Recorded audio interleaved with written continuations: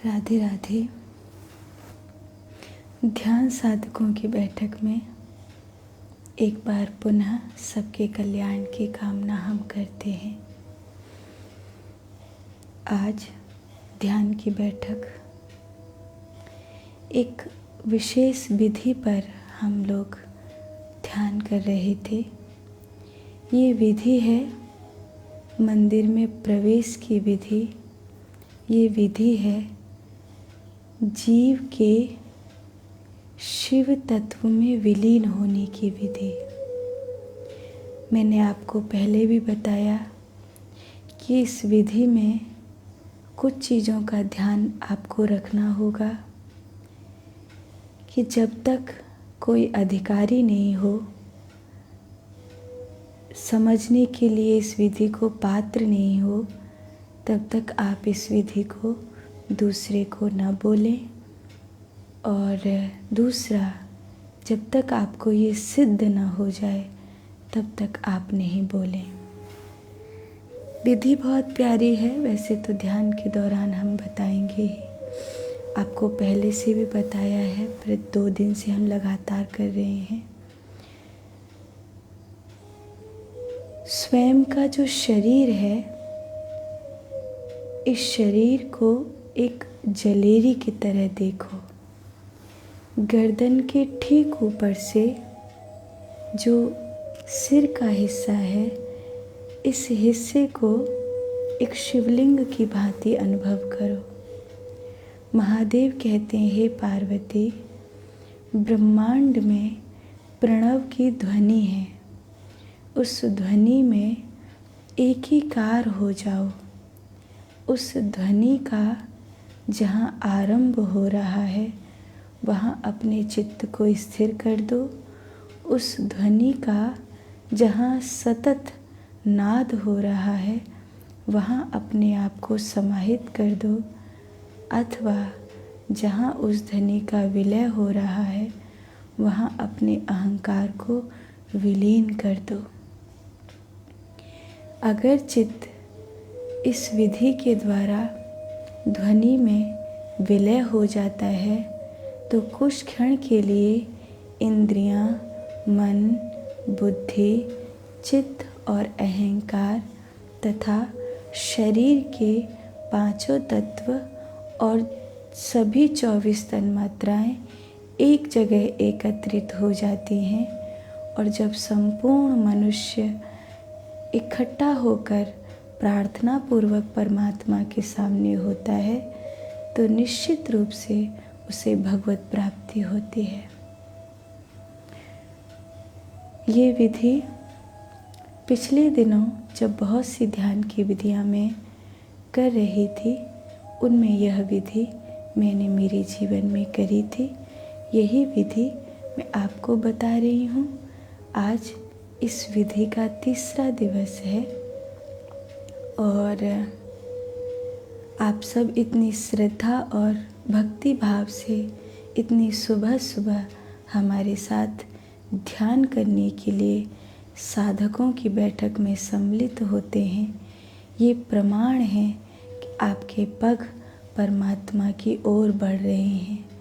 मैं मेरी ओर से प्रार्थना कर सकती हूँ कि भगवान करे आपको भगवत भक्ति प्राप्त हो, परमात्मा की कृपा आपको प्राप्त हो, और जैसे आपके पग परमात्मा की ओर बढ़ रहे हैं, बस परमात्मा आपकी भक्ति को स्वीकार करने वाले हों। आज की ध्यान बैठक हम आरंभ करते हैं।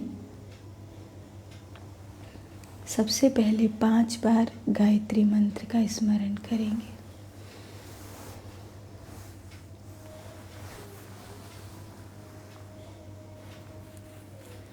आप जो भी प्रश्न हो, रामा कृष्णा राधे राधे तो लिखना ही चाहिए। प्रणाम नमस्कार तो होता ही है, और वैसे भी गुरुजनों को तो प्रणाम के सिवा और चाहिए भी क्या। लेकिन जो प्रश्न हो तो वो जब हमारी ध्यान की बैठक लगभग पूरी होने लगती है तब आप लिखेंगे, क्योंकि अगर बीच में अगर कोई प्रश्न लिखेंगे तो वो हमें दिखाई नहीं पड़ पाते हैं। तो अगर आपके कोई प्रश्न जिज्ञासा होती हैं तो वो आप तब लिखेंगे जब लगभग ध्यान की बैठक पूरी होने लगती है। कल जब ध्यान की बैठक पूरी हो गई थी, उसके बाद एक प्रश्न हमने देखा था, लिखा था चातुर्मास की विधि के विषय में।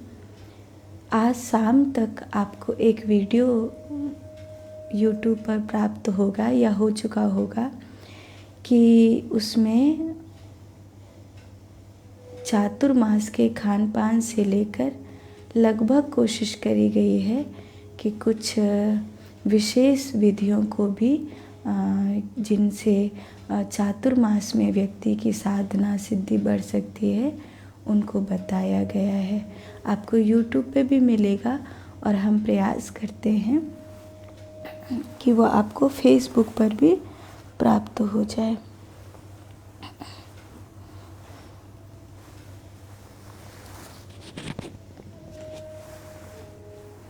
अब हम ध्यान आरंभ करेंगे। 5 बार गायत्री मंत्र का स्मरण करें। दृष्टि आज्ञा चक्र पर। सूर्योदय का ये बहुत प्यारा समय है। स्थिर चित्त होकर के बैठे।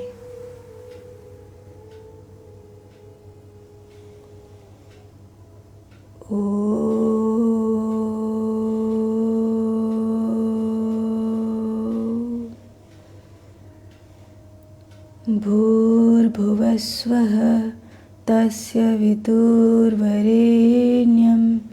भर्गो देवस्य धीमहि धियो यो न प्रचोदयात्। ॐ भूर्भुवस्वः तस्य वितुर्वरेण्यं भर्गो देवस्य धीमहि धियो यो न प्रचोदयात्। ॐ भूर्भुवस्वः तस्य वितुर्वरेण्यं भर्गो देवस्य धीमहि धियो यो न प्रचोदयात्। ॐ भूर्भुवस्वः तस्य वितुर्वरेण्यं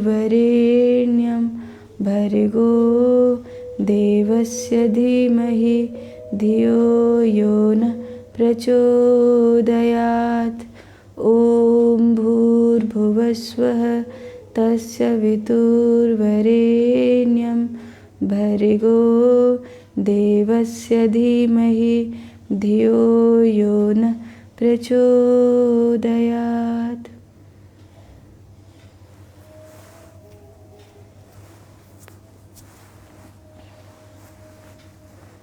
ज्ञान मुद्रा लगा लें।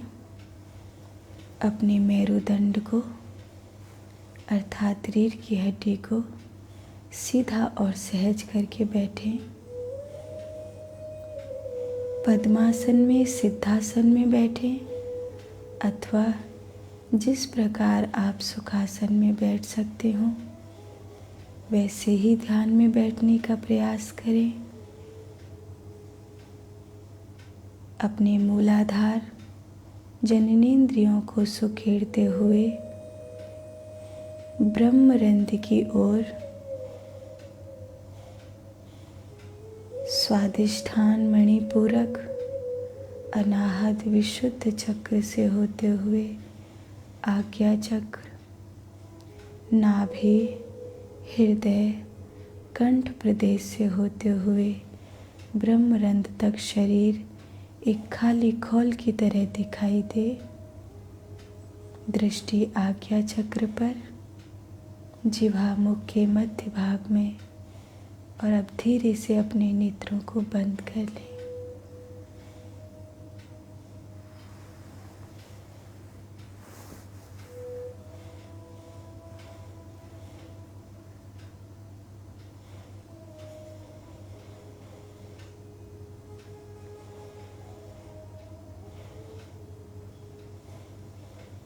शांत होते जाएं। अपने शरीर को स्थिर होने दें।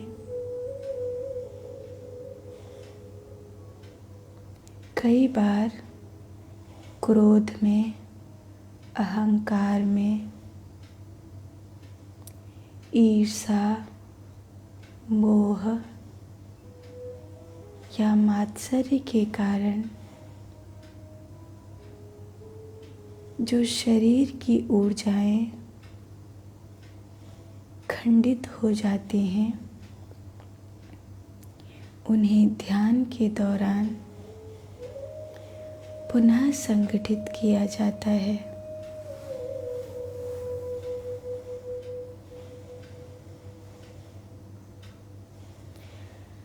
कहते हैं जो खंड खंड है वही संसार है और जो अखंड है वही शिव तत्व है।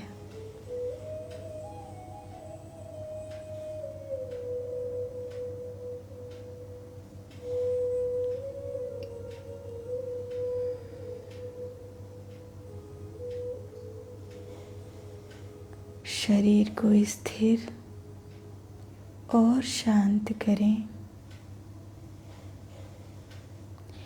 ध्यान के दौरान अगर निद्रा का पहरा आपके मस्तिष्क पर होता है तो इसका अर्थ है कि आपकी विचार की धारा आपको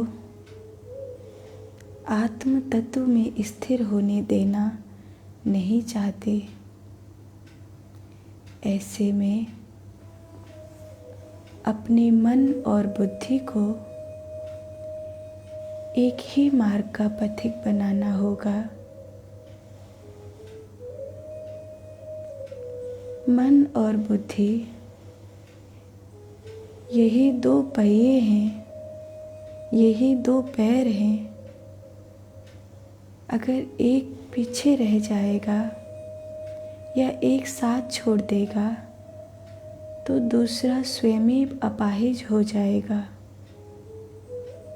जिन लोगों की केवल बुद्धि कार्य करती है वह भी अधूरे हैं और जिन लोगों का केवल हृदय ही कार्य करता है वह भी अधूरे हैं। भावना शून्य मत बनिए और अपने मार्ग से भी मत भटकिए।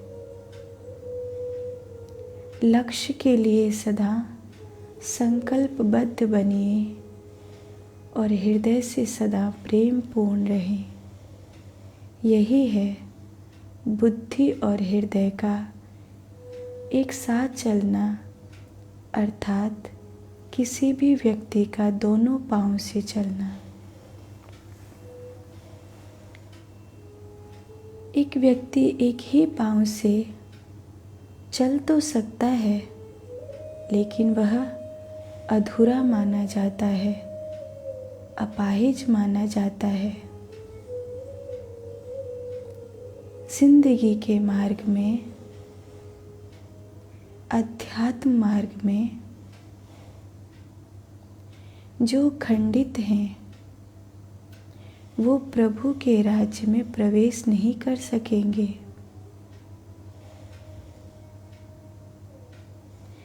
शास्त्र तो यहाँ तक कहता है खंडित मूर्ति की पूजा वर्जित है।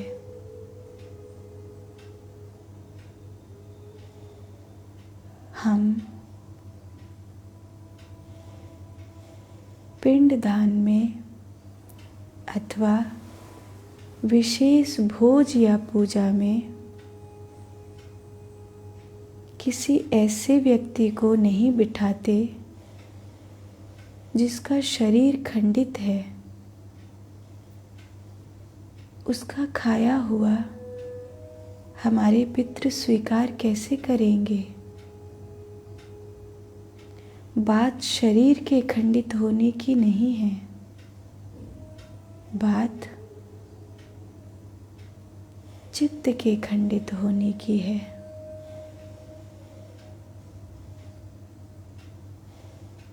इसीलिए निद्रा का पहरा अगर आप पर होता है तो आप स्वयं के गुलाम हो।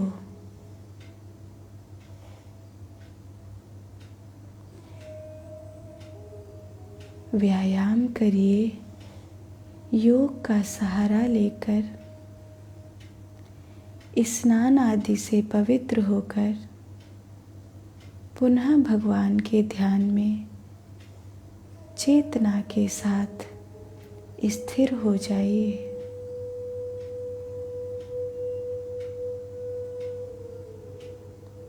अष्टांग योग में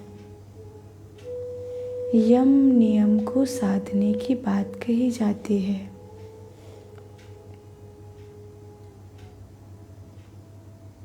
शौच, संतोष, सत्य, अपरिग्रह, अस्तेय, ये सब आपके जीवन में होना चाहिए। शरीर भीतर बाहर से शुद्ध हो,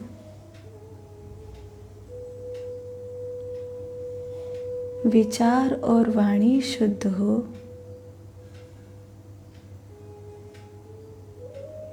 किसी की चोरी की भावना नहीं हो, मात्सर्य, ईर्षा, क्रोध आदि से मेरा मन न जल रहा हो, इंद्रियों पर मेरा नियंत्रण हो, मेरा श्रवण, मेरी दृष्टि, मेरी श्वास, रूप, रस, गंध, शब्द, स्पर्श, सभी पर मेरा नियंत्रण हो। उसके पश्चात आसन और प्राणायाम का आरंभ होता है और तब साधक भगवान की धारणा करता है।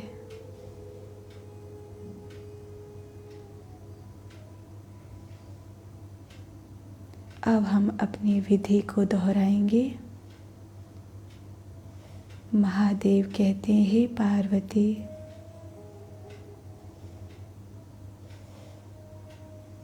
अपने मुख को मेरा ही मुख जानो, अपने शरीर को मेरा ही शरीर जानो, तथा ध्वनि में अपने चित्त को स्थिर कर दो।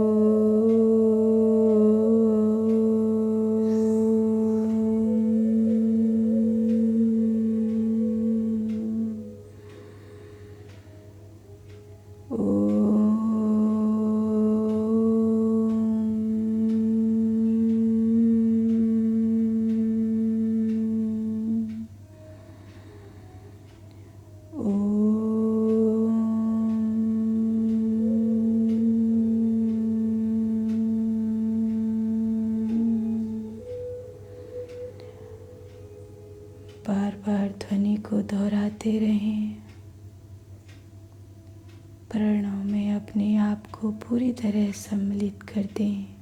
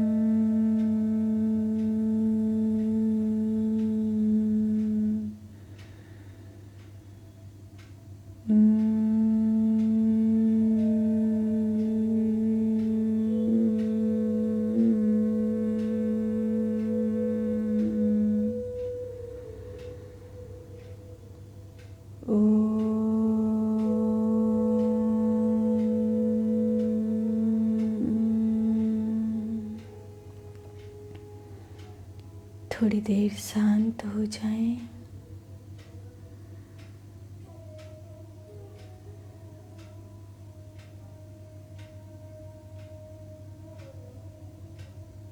शांत।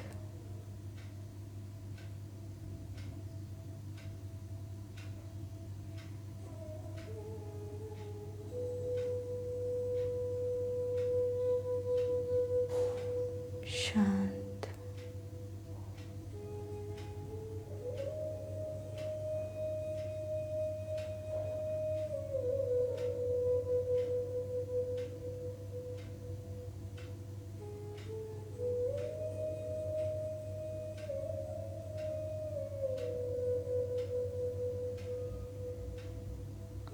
शांत।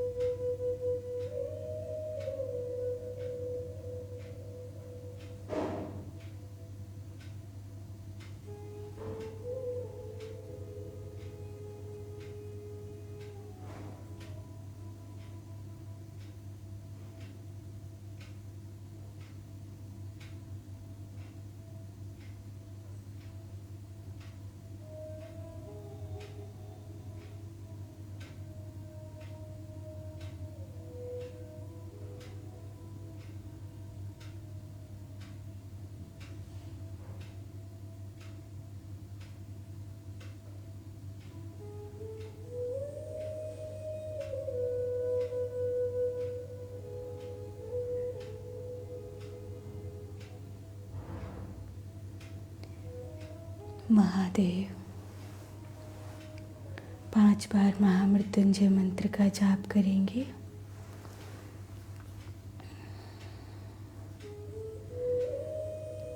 ओम त्र्यंबकं यजामहे सुगंधिं पुष्टिवर्धनम् उर्वारुकमिव वन्दनात् मृत्योर्मुक्षीयमामृतात्।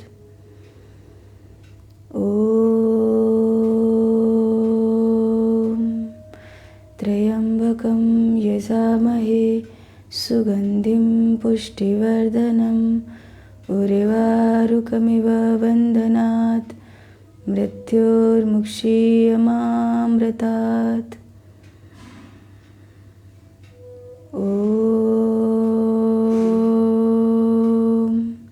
त्र्यंबकं यजामहे सुगंधिं पुष्टिवर्धनम् उर्वारुकमिव वन्दनात् मृत्योर्मुक्षीयमामृतात्। ॐ त्र्यंबकं यजामहे सुगंधिं पुष्टिवर्धनम् उर्वारुकमिव वन्दनात् मृत्योर्मुक्षीयमामृतात्। ॐ त्र्यंबकं यजामहे सुगंधिं पुष्टिवर्धनम् उर्वारुकमिव वन्दनात् मृत्योर्मुक्षीयमामृतात्।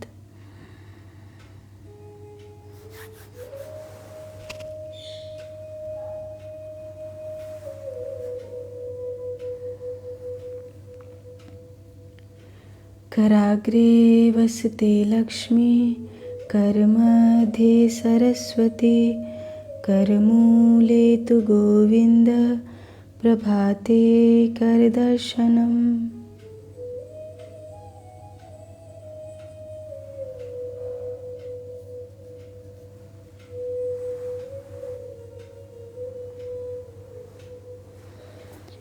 आप सब ध्यान की बैठक में सम्मिलित हुए, उसके लिए बहुत सारी शुभकामनाएं। और ये जो विधि है ये आप बाद में भी कर सकते हैं, क्योंकि वीडियो अभी फेसबुक पर रहेगा, तो आप इसको बाद में भी कर सकते हैं।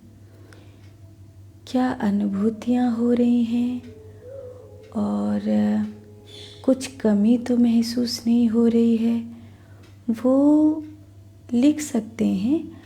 अगर ऐसा होगा कि कुछ विधि में गलत हो रहा है या कुछ अनुभूति अलग हो रही है या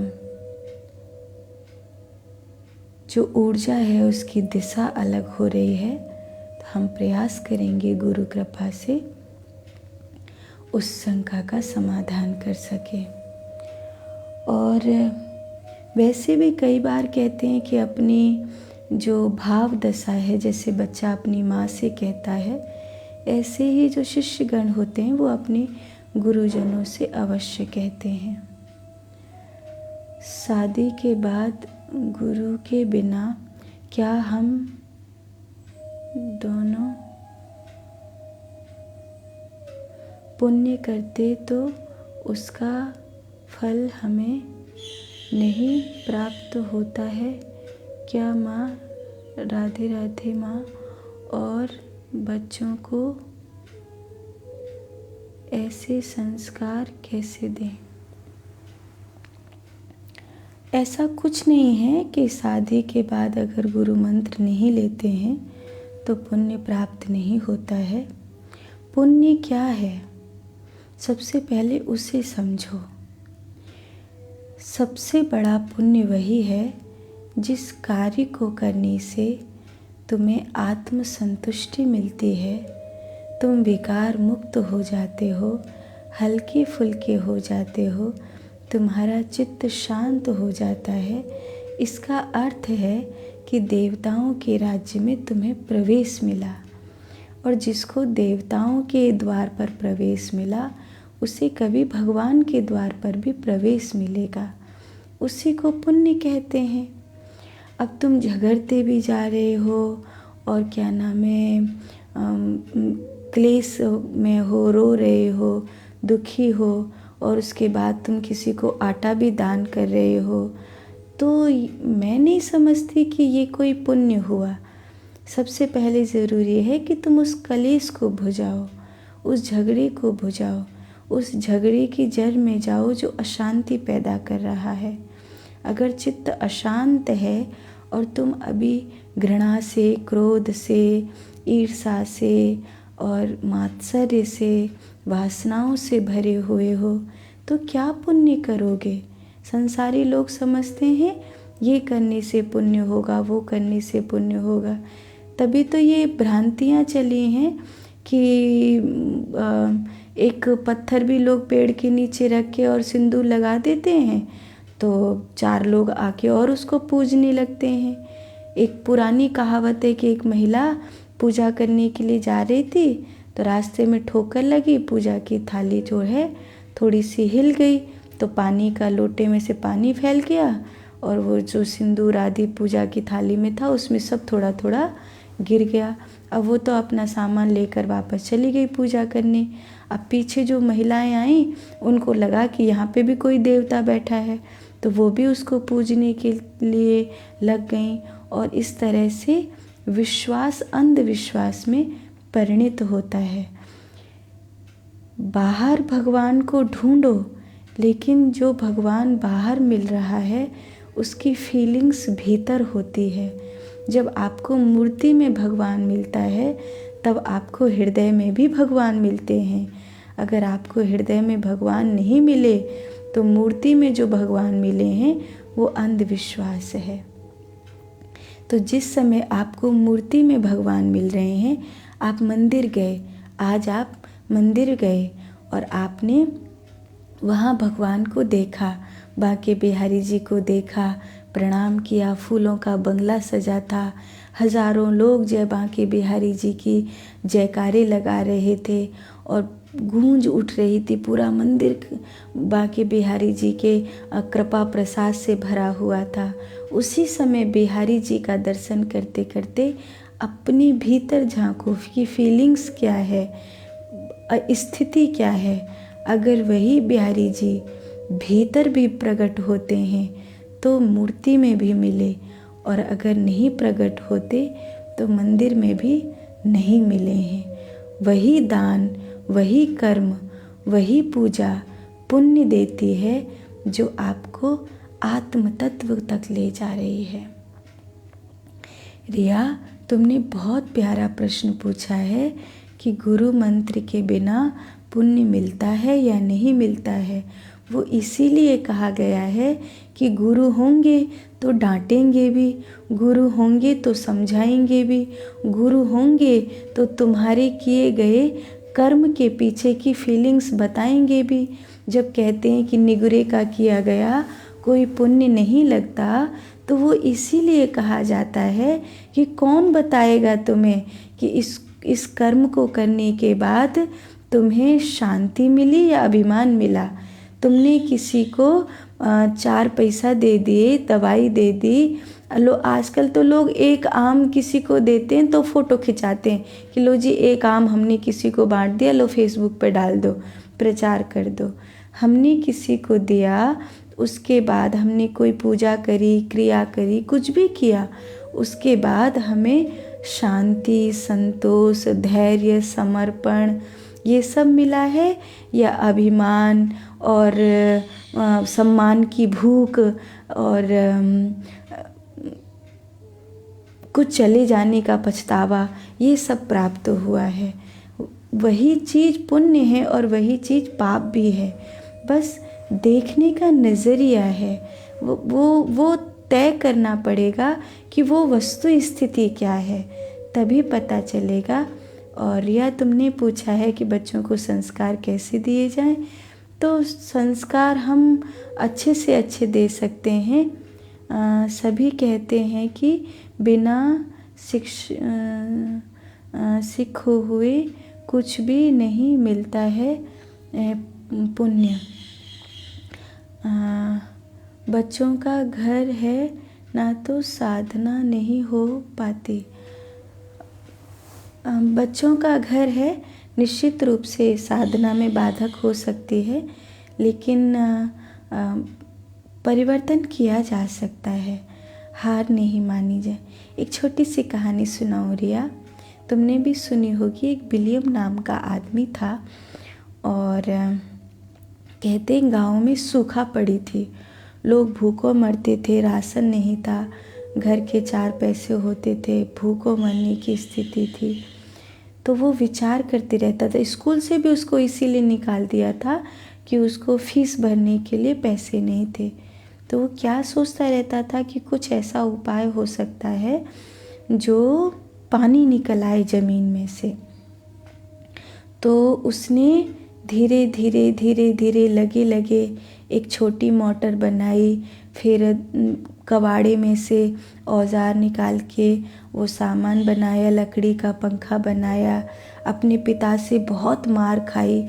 आखिरकार उसकी माँ ने कहा, हम तो मर तो तब भी रहे हैं, तो इस बच्चे की जिद ही पूरी हो जाने दो। बाप ने अपनी साइकिल दे दी, आखिरी वही चीज़ बची थी घर में। पिता की साइकिल के पहियों को चलाकर उसकी बेरिंग बनाकर बड़ा सा पवन चक्की बनाया गया, जनरेटर का निर्माण किया गया, गड्ढा खोदा गया, उसमें से कुएं में लकड़ी का बांस डालकर पाइप का उससे प्रयोग किया गया और आखिरकार उसकी मेहनत रंग लाई और उस कुएं में से पानी बाहर निकल आया। चमत्कार हो गया। पूरा गांव जो सूखे से मर रहा था, लोग जो पलायन कर चुके थे, जो पलायन नहीं कर रहे थे, वो मरने के लिए मजबूर थे, उन सब के जीवन में खुशियाँ आ चुकी थी। तो कभी कभी संघर्ष बहुत कठिन होता है, लेकिन जब हमारी संकल्प शक्ति बहुत मजबूत होती है तो चमत्कार होते हैं। चमत्कार वहीं होते हैं जहाँ संकल्प शक्ति मजबूत होती है। और अब तो खैर मोबाइल का ज़माना है, समझाना बहुत कठिन है, लेकिन एक समय ऐसा भी था कि बच्चे भी बैठ कर के ध्यान किया करते थे। पर अभी भी हो सकता है। मैं ये बात इतने विश्वास से इसलिए कह रही हूँ, हो सकता है कठिन हो आपके घर में, लेकिन मैंने देखा है हमारी बड़ी बहन के 3 बच्चे हैं, 2 बेटी 1 बेटा। और अक्सर जब वो हमारे पास आते हैं तो हमारे संग कई आसन करते हैं और हम उन्हें 1-1 डेढ़ घंटे तक ध्यान में बिठाते हैं, ओमकार की ध्वनि करवाते हैं और वो हमारे साथ मोबाइल छोड़कर ओमकार की ध्वनि करते हैं, आसन लगाते हैं। उनको बहुत अच्छा लगता है। तो ये भी एक नई चीज़ है। अगर हम बच्चों को बिठा के, तरीके हमें बदलने पड़ेंगे, अगर धीरे धीरे बिठा कर कराएंगे तो उनको अच्छा लगेगा। और बच्चों को किस तरह ध्यान साधना में लगाया जा सकता है, उसके लिए हम कुछ वीडियो बनाकर यहीं फेसबुक पर डालेंगे। इससे तुम्हें भी कुछ वो मिल सकेगा संबल कि अपने बच्चों को साधना कैसे करवा सकती हो। तो रिया, हम ये प्रयास करते हैं तुम्हारे दोनों ही शंकाओं का समाधान हो सके। गुरु तुम्हारे भीतर हैं, गुरु शिव हैं, सदगुरु हनुमान जी हैं और सदगुरु की शरण लो। तुम्हें कोई मुक्त महापुरुष इस धरती पर दिखाई दें जिनमें तुम्हें उनकी छवि दिखाई देती हो, जो सदगुरु हैं, जो शिव हैं, तो तुम उन्हें सदगुरु के रूप में स्वीकार करो। मन से मानो तुम उन्हें कि वह मेरे गुरु हैं, तुम्हें कृपा मिलने लगेगी। हम भी अपने बच्चों को ओम नमो भगवते वासुदेवाय का जाप कराती हूँ। अच्छा, ये रिया बहुत अच्छी बात है कि तुम अपने बच्चों को जाप कराती हो और तुम्हारी यही जो लगन है तुम्हारे बच्चों को सद्मार्ग पर लेकर जाएगी। राधे राधे। गुरु पूर्णिमा के दिन दूर से गुरुजी की पूजा कैसे करनी चाहिए? मीना देवी अग्रवाल।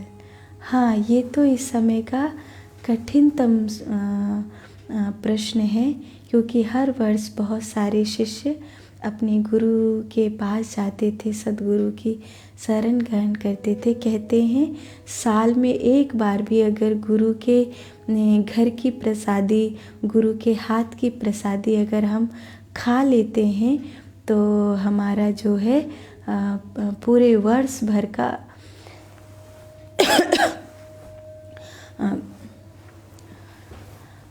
साधना पथ है वो प्रशस्त होता है।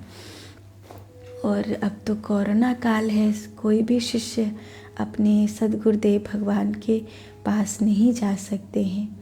वैसे तो लगभग गुरुजनों के पास से आपको गुरु पूर्णिमा के दिन कोई न कोई सदुपदेश और सोशल मीडिया के माध्यम से सुनने के लिए मिलेंगे ही। अगर आप मान लो आप अपने गुरु से कोई भी संपर्क स्थापित नहीं कर पाते, मानसिक, वाचिक, कायिक, तो फिर उनकी एक तस्वीर रख लें। तस्वीर नहीं हो तो उनको आँखों में याद कर लें और प्रणाम करके थोड़ी देर ध्यान में बैठें। आँखों में अश्रु भर के प्रभु से कहें कि हे प्रभु, हम आपसे तो दूर हैं ही, हमें अपने गुरुजनों के उपदेश से तो दूर मत करो। ऐसा भाव करके फिर भोग बनाएं, भगवान को भोग लगाएं। छोटे छोटे बच्चों को बड़े प्यार से भोजन कराएं। कहते हैं नन्हे मुन्ने बालकों में भगवान का रूप होता है, उनको भोजन कराएं। आपके गुरु तक आपकी भावनाएं ज़रूर पहुंचेंगी और निश्चित रूप से आपके गुरु जी की कृपा भी आप तक अवश्य पहुंचेगी।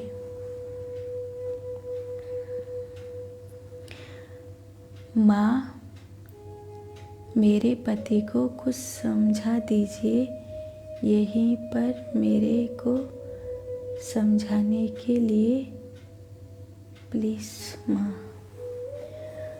रिया, मैं क्या समझाऊँ?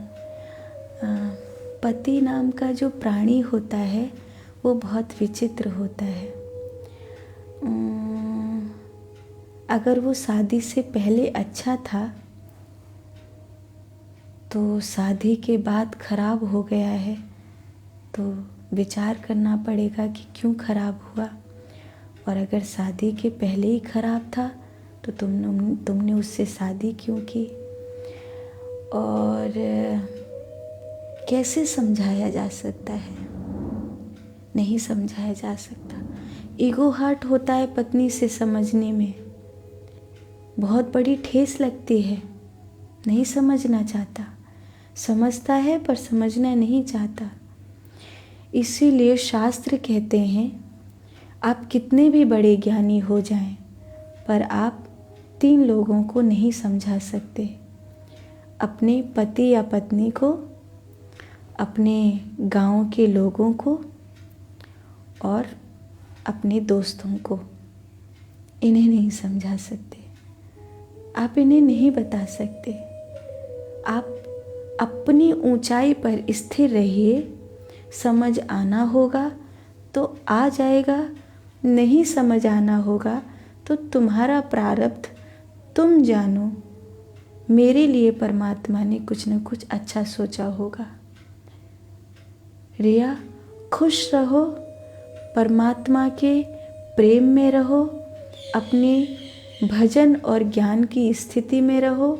बाकी सब उस पर छोड़ दो, जैसा है वो वैसा ही रहेगा। सिर्फ और सिर्फ स्वयं को बदलो, दूसरे को नहीं। दूसरे सब ठीक हैं, रिया पति की गलती नहीं है, वो अपनी जगह बिल्कुल ठीक है। गलत और सिर्फ और गलत तुम हो। तुम अपने ज्ञान की स्थिति को प्राप्त करो। मैं यही मानती हूँ, हमें अपनी जगह ठीक होना है।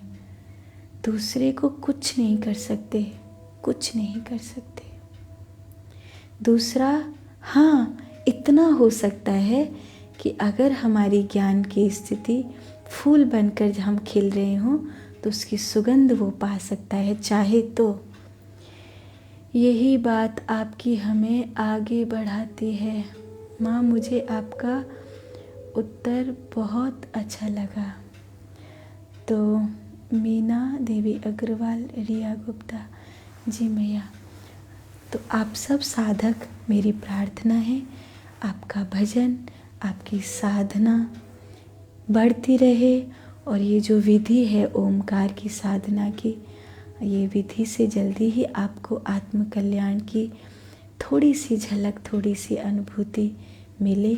आप सबके कल्याण की कामना करते हुए आज देवसैनी एकादशी की द्वादशी तिथि है। आप सबको, आप सबके अंतर हृदय में बैठे परमात्मा को मेरा प्रेम भरा प्रणाम। आज की बैठक यहाँ पूरी करते हैं, कल फिर भगवान के ध्यान में प्रवेश करेंगे।